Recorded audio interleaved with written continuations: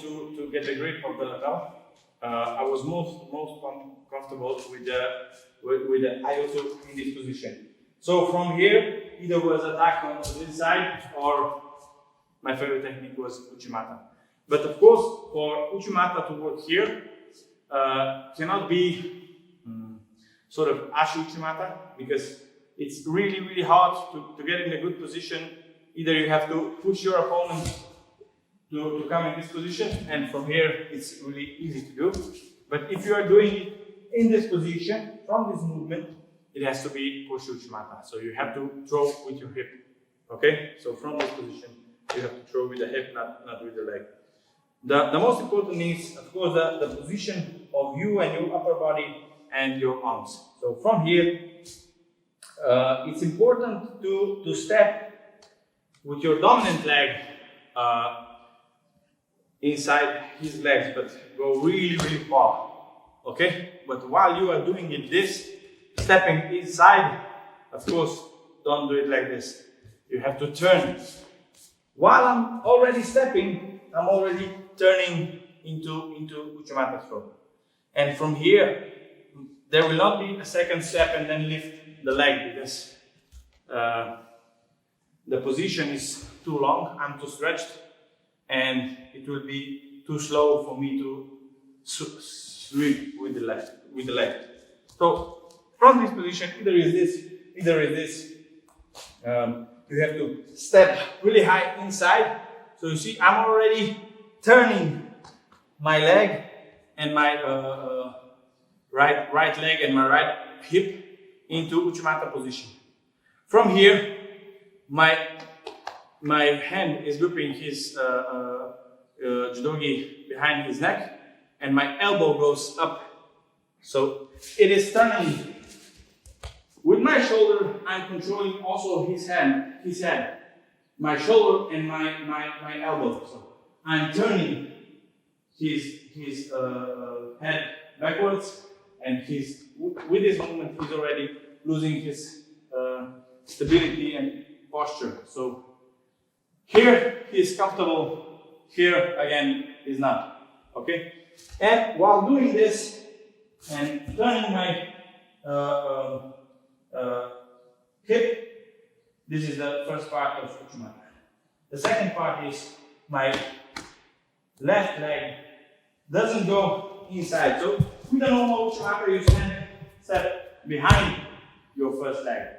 But here, I go inside, and my left leg will just go into the middle. So here somewhere. Okay? From here. And then just the hips do all the trick. And so the first step is right leg, right hand. The second one is left arm, left leg. So first step, and then the second one. Up. Okay? It's really, you are not throwing Yuke with the swing, don't forget this. You are throwing Yuke with your hip. Okay?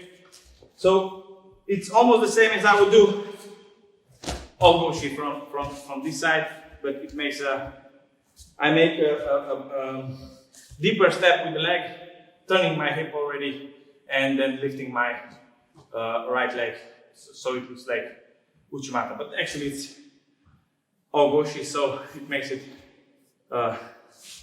Uchimata in Keishivada, in Goshi style.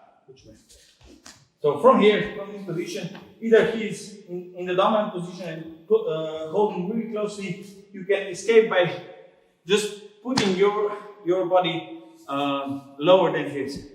So I have to go underneath his center of gravity. If I'm like this, he can easily block the attack, either attack on this side, either trying to do some sort of turning motion and throwing me on the other direction.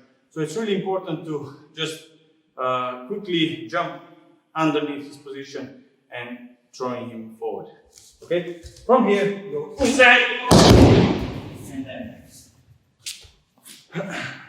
Do not forget, both of the arms have to work for the throw to work. So your elbow has to go up, and your arm has to pull forward.